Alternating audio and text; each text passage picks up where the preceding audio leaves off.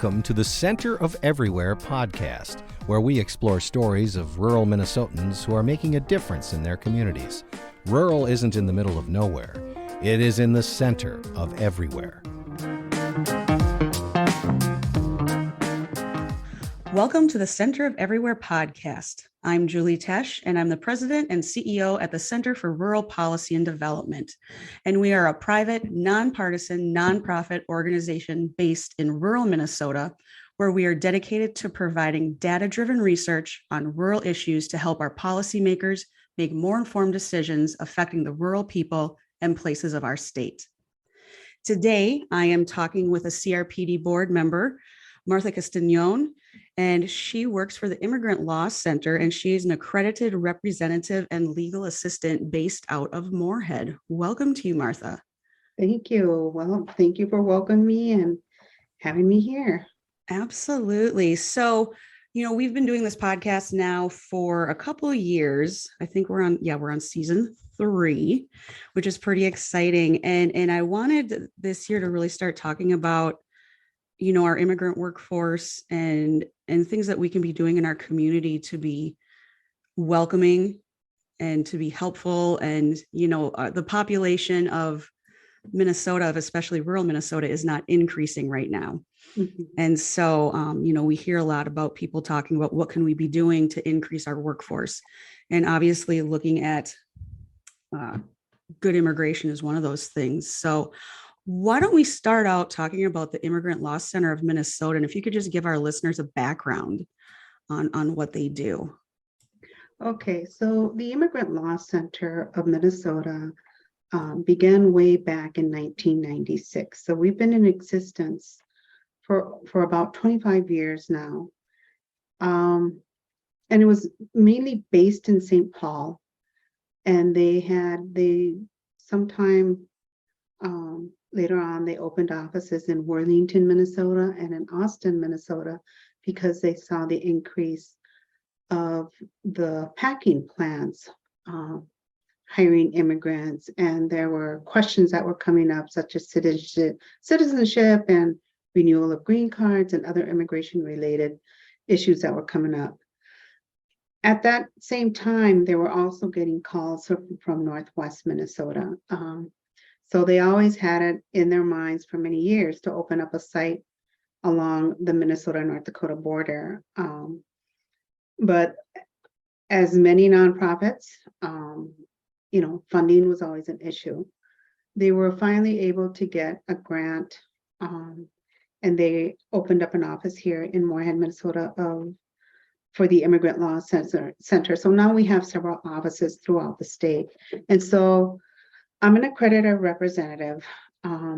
Before that, I worked with the Legal Services Office of Minnesota that assisted migrant farm workers.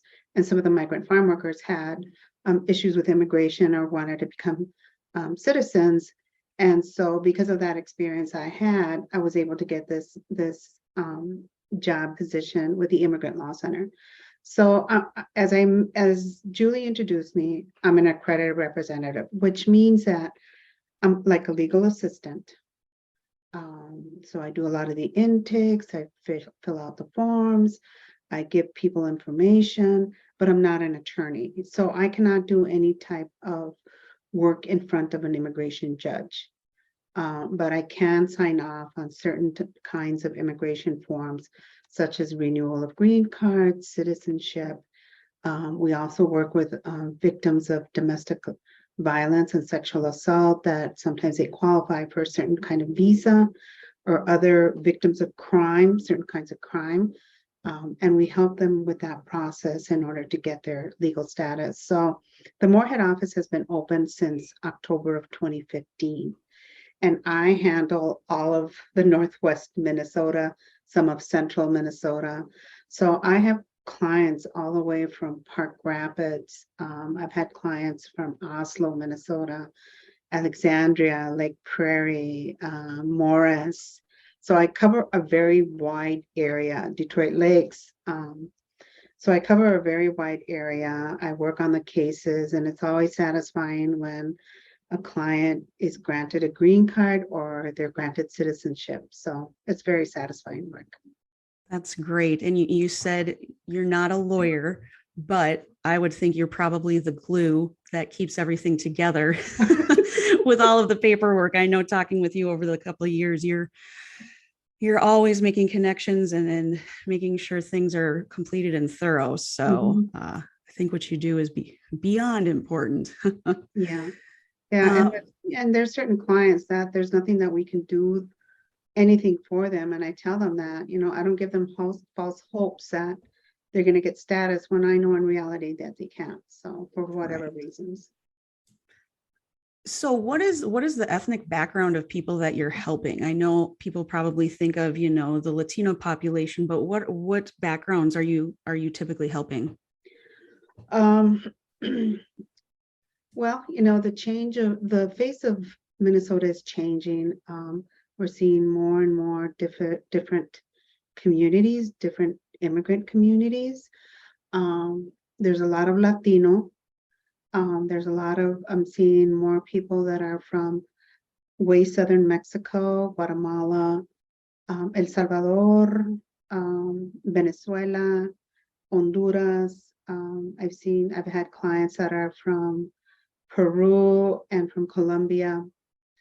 And I've also seen a lot of Somali, a lot of Iraqi, Kurdish backgrounds. I've got clients from Nepal.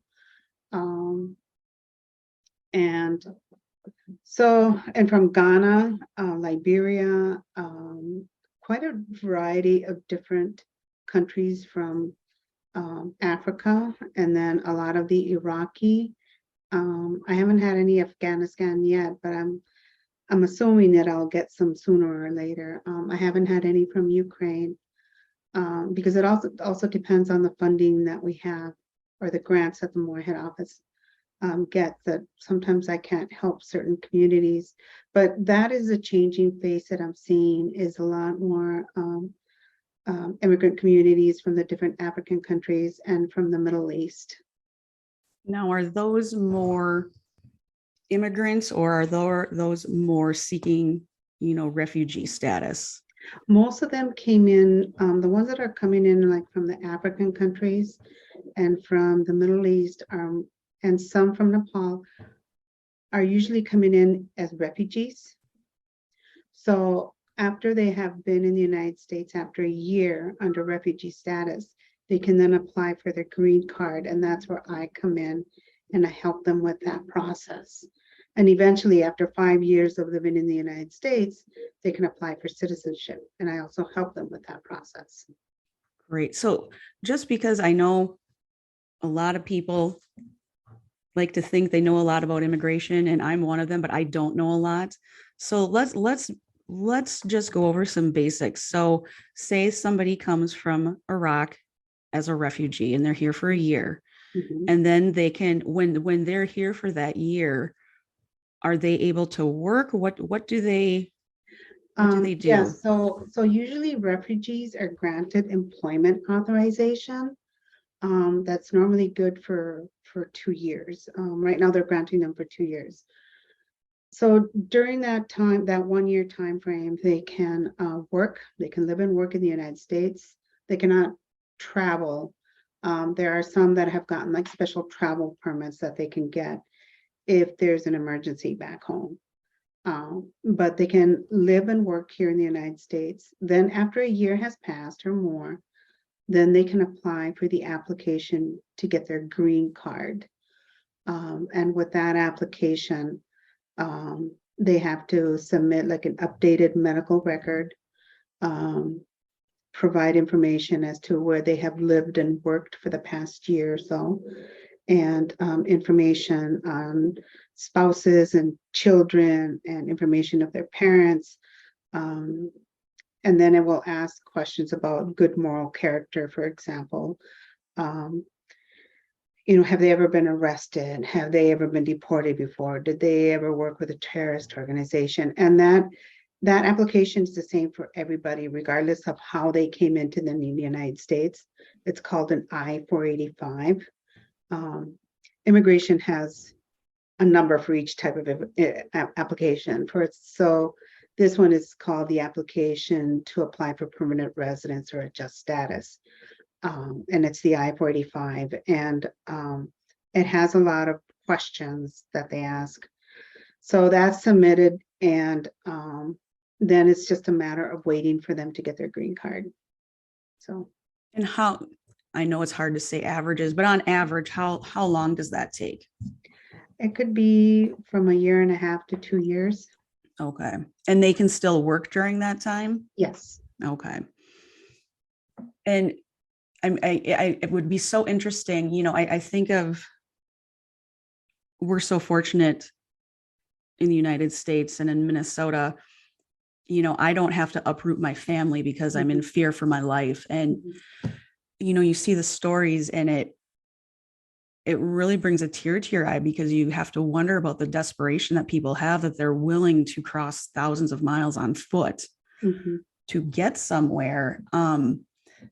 When refugees or immigrants do come to this country, what services are available for them? So, you know, if they want to get a job, you know, I can't imagine not speaking the language and trying to find a job. What types of services are there for them? See, that's an area that I'm not very familiar with, because we don't work with the immigrants when they first come into the country. It's usually like a year later. But from what I know is that they're usually working with a refugee resettlement program. And so the refugee resettlement program helps them to settle into, like, for example, an apartment. They have staff that will take them to different places, like, for example, the workforce centers to sign up for jobs, to the ESL programs that are out there, so they can start learning basic English. So they have staff that will take them or show them the different processes that are out there for them to get the services that they need. Great. That's good to hear. You know, it's one of those things I just don't think of. Yeah. Haven't really had to think of before. I come from a background in agriculture, and so we talk a lot about H-2A visas. Do you see a lot of those in the Red River Valley area? There's an increase of H-2 visas, and it's only not just in agriculture, but even some of the construction, the landscaping companies are hiring more H-2 workers. I have seen it where they have brought in the eggs sector for the planting and the harvesting of certain crops. I think there were honeybee workers also that were brought in someplace up in Polk County. So yeah, they do bring them in here. I have heard of them out in North Dakota and here in Minnesota. And what is the difference between an H-2 visa and another visa type of visa? There's H-2B, and I think there's an H-2A. So the H-2As, I believe, and I might be wrong, only work like on the construction, the landscaping, that kind. And then there's others that are only supposed to do agricultural work. Okay. And is that a temporary status? Yes. If I remember correctly. Yes, it doesn't give them permanent residence. It doesn't give them a green card. It just gives them authorization to come into the United States and work. And then when that contract is done, they have to go back to their home country. Okay. And they can renew that, I believe, Yes. every year. I know in the southern states, there's a lot more H-2A visas just because it's a shorter distance to travel. Yes. Interesting. And I want our listeners to hear about your background and why this work is so important to you. Yeah. Yeah. But just, you know, you shared your story before, and it's, I don't know, in this day and age, just getting done with an election and getting done with everything. You know, we talk about needing to understand and wanting to learn about other people. And I just think your story and your family's story is so unique and so beautiful. And then you know, you end up on our board, and you end up knowing our board chair's brother who's a priest. It's just such a small world how this all happens. But my story. Yeah. Okay, well, let me begin. Most people think that I either was born in Texas or Mexico, and I'm not. I was actually born here, right here in this little town of Moorhead, Minnesota, and across the street is the building I was born in, which was St. Ansgar Hospital. But my parents met and married in this little town called Comstock, Minnesota. That's where they met. And it's kind of interesting because my dad was born in Arizona, but grew up in Mexico, and my mom was born in Mexico. So her father worked as a bracero, and those who are not familiar with the term bracero, back in World War II and when the Korean War was being fought, there were many men that were drafted into the army to go fight. So they needed workers here to work in the crops. And my grandfather would come into the United States and work as a bracero, and then he would go back home. And my mom would say that he would always bring flour, white flour, to make tortillas, and it was considered such a luxury because they always ate corn tortillas. But anyways, my mom in the 1950s was able to get her green card because at the time that my grandfather passed away, he had submitted immigration papers for them to come in. And so my mom got her status that way. So she was coming up with one of her cousins. And I remember she would talk about traveling in the deep South in the 1950s. And she had never been discriminated against when she lived in Mexico, and to be discriminated in the United States, it was something very new to her. But she said it was hard. She couldn't understand why they were not allowed to use, they had to go to the back door to use the restroom or whatever, but it was just different. But when she was coming up here, she came up here for several years, and then her cousin had a brother who my dad met. My dad, as a young man, took his birth certificate, went to the consulate in Guadalajara, Mexico, and showed the U.S. consulate officers that he was a U.S. citizen, and they gave him his passport. So he made his way up north, landed in this little town called Crystal City, Texas, and met Raul Rodriguez. And Raul Rodriguez was also my mom's cousin. And so he would travel up to work with my mom's cousin, my mom with Raul's younger brother, or older brother, and that's how they met. And so there were two farmers that were really impressed with my dad's work. My dad was a very hard worker. And there was this farmer named Ted Pete who hired my dad. And Ted Pete had a friend by the name of Douglas Sillers, who used to be a former state legislature. And so Doug Sillers also offered my dad work. And so my parents married in October of 1958. So that year that my parents married, they stayed up here all year round. And to my mom, it was like the end of the world because she did not know a word of English. My dad hardly knew any English. And my mom said she would look out the window and it was to her like the end of the world with all that snow. So after that, all of us 6 kids were born here in Moorhead, Minnesota. My dad was very insistent that all of us be born up here for whatever reason. But there were years that we would stay up here all year round, and we lived on a little farm just south of Moorhead. And there were other years that we would go down to Texas for the winter, and we lived in the town of Crystal City, Texas. And that's when we would go visit my dad's family, my mom's family. And so all of us began school in this little town called Sabin, Minnesota. So when I started school, I didn't know any English. All I knew was hi, bye, and okay. One syllable words. So I was held back. So I was in first grade for 2 years. And then my sister, when I was in my second year of first grade, she was with me and she also got held back. because we didn't know any English.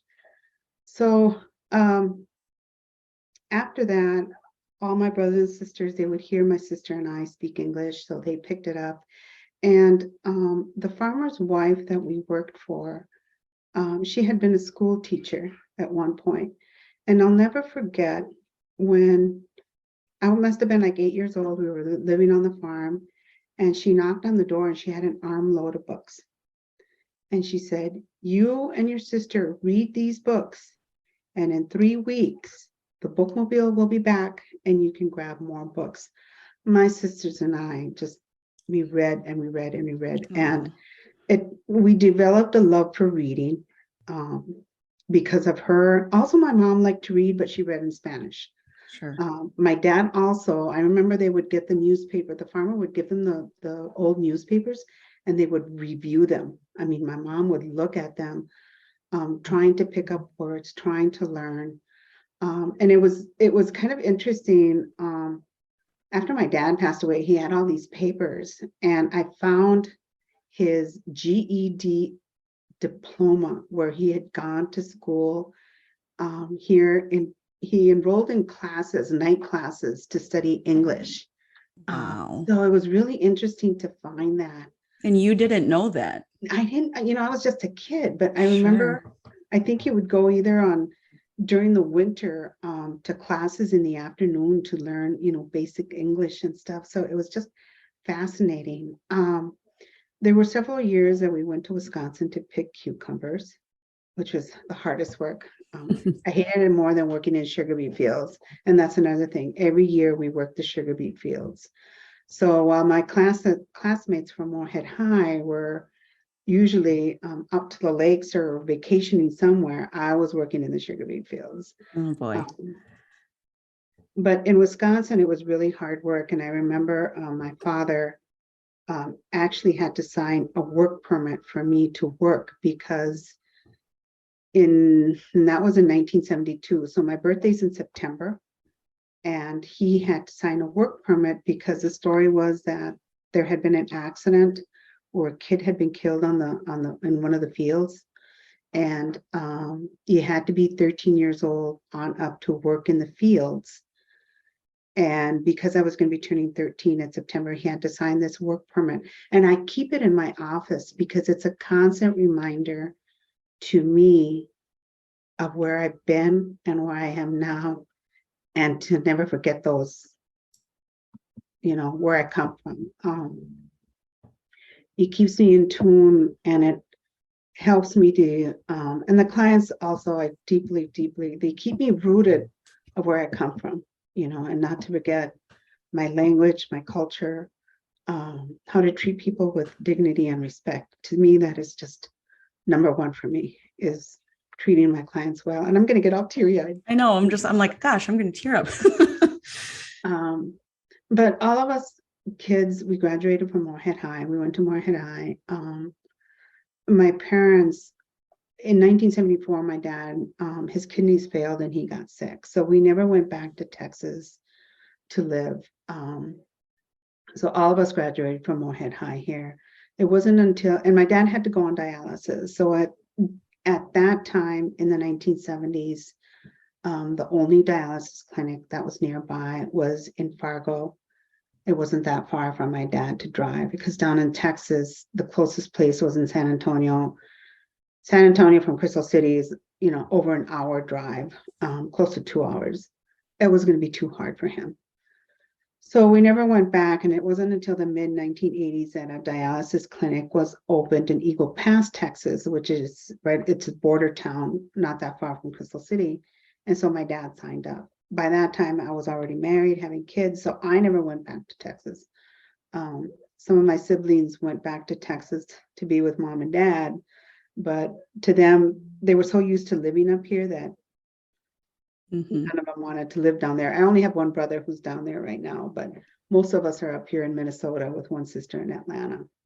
Okay. So that was our life. And I worked with Southern Minnesota Regional Legal Services with the migrant legal services component for many years. And it was working with the migrant farm workers and some of the cases that they had, and that also helped me keep grounded as to where I come from and where I am now, but my clients, I really enjoy working with them. They're very appreciative of the work that we do, and understanding the issues that they're facing. For many of the clients that are coming in as refugees, there's a culture shock, between mom and dad and the younger kids who are going to school here. It's different here. They're seeing different things. It's hard for the parents to understand that. And I can understand that dynamic because I remember seeing that with my parents, and one example I can give is when one of my sisters decided to go live at the dorms, and to my mom, it was like, no proper young lady ever goes and lives at the dorms.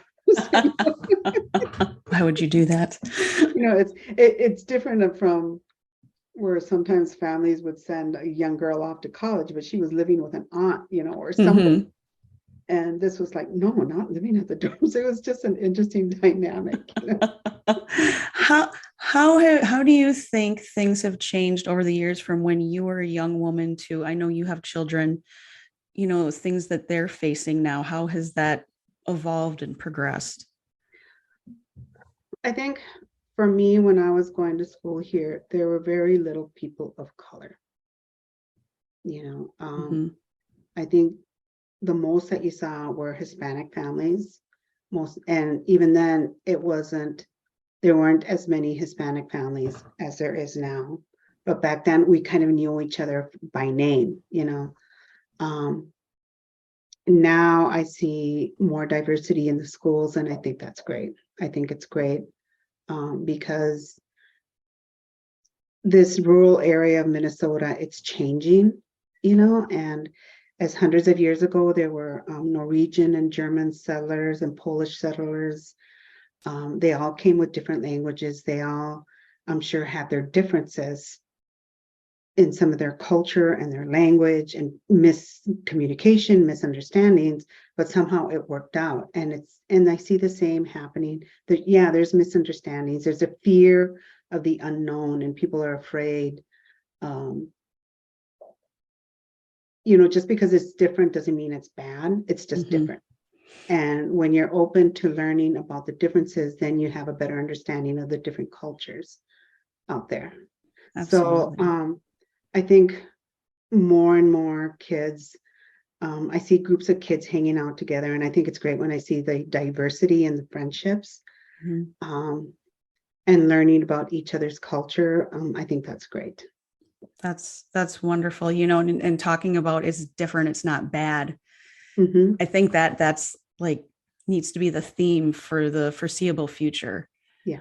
Because people are scared, and I think we have to give credit to that, but it's working through that and meeting people and learning about people and their backgrounds. And, it takes work.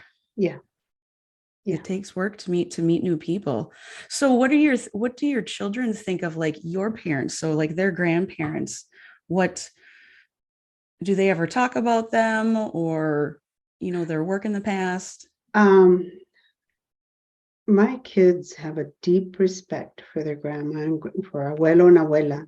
Both my parents have passed away. So, but if there's one thing that my sons have told me is that the very hard work ethic they have, they tell me, we got it from you, Mom, because we saw you always working, and we always saw Grandma and Grandpa, Well, Grandpa couldn't because he was sick, but they always saw their grandma working, and they learned that it was better to be working than to be sitting back idle and not doing anything. So they have a deep respect for their grandma and grandpa, even though they have, because of their age differences, maybe sometimes they didn't agree with some stuff, especially when it came to music. Oh, yes. But they had a deep respect for their grandma and grandpa. That's wonderful. I can appreciate that. I grew up on a dairy farm with my grandparents, and always working. Yeah. And if they weren't working, they were helping other people. Yeah. And I'm sure your parents were the same way. Yeah. And yeah, my mom and dad were, and I think this is where my civic duty comes in, but they were always helping other people. And I remember when I was a teenager, we lived out in Sabin. So there was this family that would come up as migrant farm workers, and they lived on a farm where the drinking water was horrible. So they came to the house one day. They would see my mom and dad at Spanish Mass and learn that they lived in Sabin. And so the farm they lived at was not that far away from Sabin. So they came and asked mom and dad if they could get jugs of drinking water. That's what they wanted for, was drinking water, and to be able to cook with it. So they did, and mom and dad never charged them anything for the water. Yeah, go ahead, take the water. And well, at the end of the season, before they went back, they had butchered a lamb, and they came and brought a big lamb chop to mom and dad. And that was their way of showing appreciation. They wanted to give mom and dad money, and then mom and dad refused it. Mm-hmm. So they said, okay, but they came back a couple of days later and they brought them that lamb, and that's where, mom and dad would always say, we may have it bad, but there's others that have it worse. Mm-hmm. So if you can do what you can to help them, help them. Absolutely. So